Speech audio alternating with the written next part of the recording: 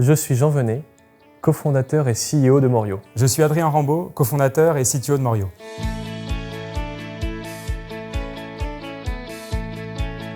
La mission de Morio, c'est d'aider les gestionnaires à sécuriser et optimiser leur flotte de vélos électriques. Notre objectif, c'est de fluidifier les villes, c'est de changer le visage des villes d'aujourd'hui en encourageant la pratique du vélo, en soulevant l'un des principaux problèmes aujourd'hui à la pratique du vélo, c'est-à-dire le vol. Le vol, c'est l'angle mort de toutes les politiques cyclables. Je ne sais plus combien je m'en suis fait voler, mais on va partir aller sur 12 volets, 12 positionnés, retrouvés.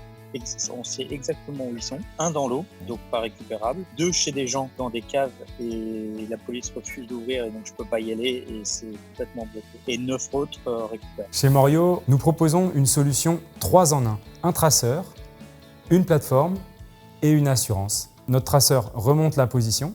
La plateforme permet un parcours fluide de la déclaration du vol jusqu'à la récupération du vélo. Et nous avons développé une assurance en partenariat avec Allianz qui est, grâce à une baisse de la sinistralité des vols par notre traceur, l'une des moins chères du marché.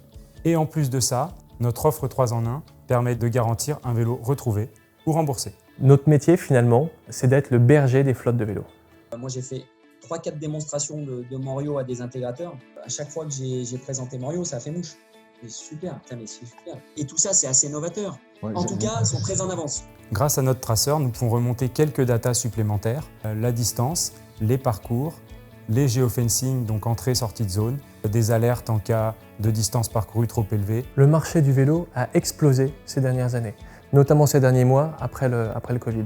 On passe complètement d'une pratique du vélo qui était loisir sportive avec quelques irréductibles qui se déplaçaient vraiment à vélo tous les jours.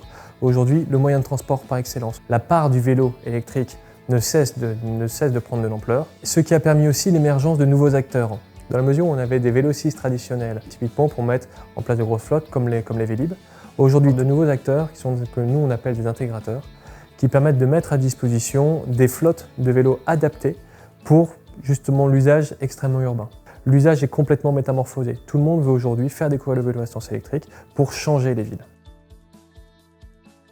Aujourd'hui, nos clients sont soit des intégrateurs ou des fabricants qui vendent à des secteurs divers comme des entreprises, des collectivités, soit directement l'utilisateur final, par exemple dans la livraison de repas ou de colis, ou des acteurs du tourisme, des loueurs ou des hôtels. Jusqu'à présent, nous avons équipé plus de 1500 vélos électriques et nous avons retrouvé 80% des vélos volés.